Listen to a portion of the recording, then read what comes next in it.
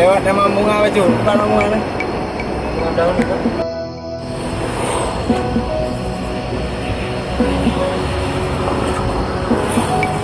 Nó thì cả rồi nó đập gan nó đi về lâu á.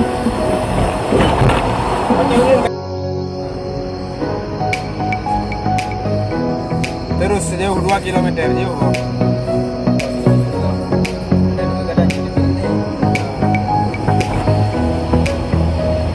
Tayo lang, video ko tayo na uday.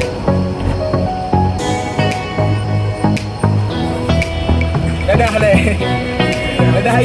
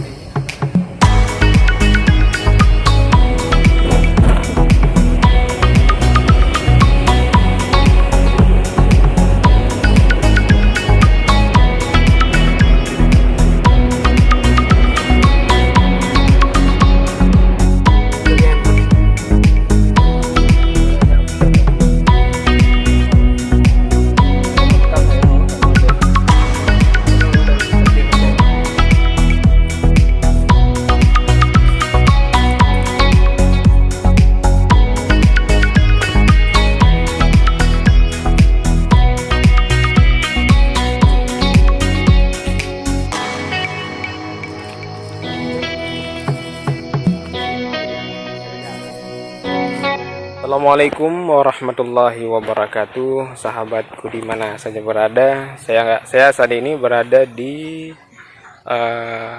komplek Dayah Tungkusi Tanah Abe ya.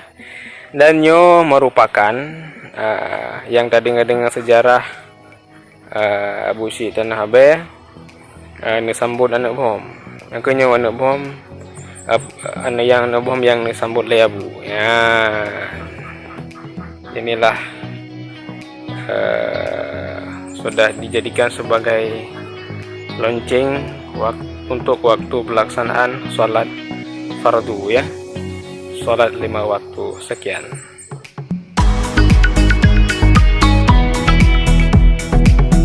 Baik saudaraku di mana saja berada, inilah perpustakaan kuno Tanah Abe ya. Perpustakaan ini milik pribadi keturunan Tengkusi Tanah Abe Al-Fairusi Al-Baghdadi ya, menan ya.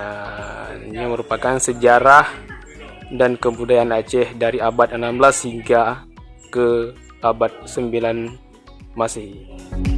Makan dengan pucuk. Udah video deh.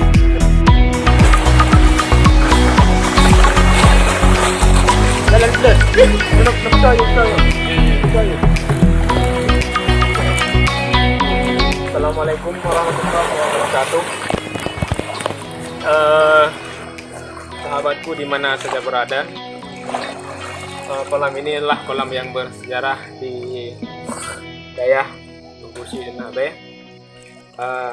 Dan sejarah haji bawatannya tutung tirai Ka'bah. Jadi bawa dengan bantutung tirai Ka'bah Abusi Tanah Abe keset ino lenapu ini di Ka'bah.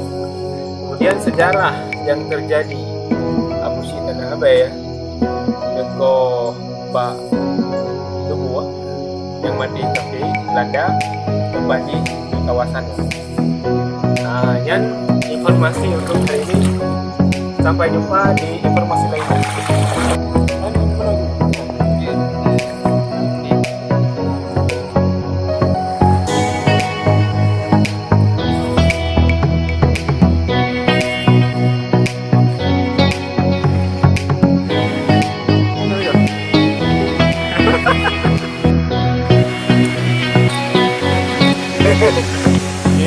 Ya, supir andalan.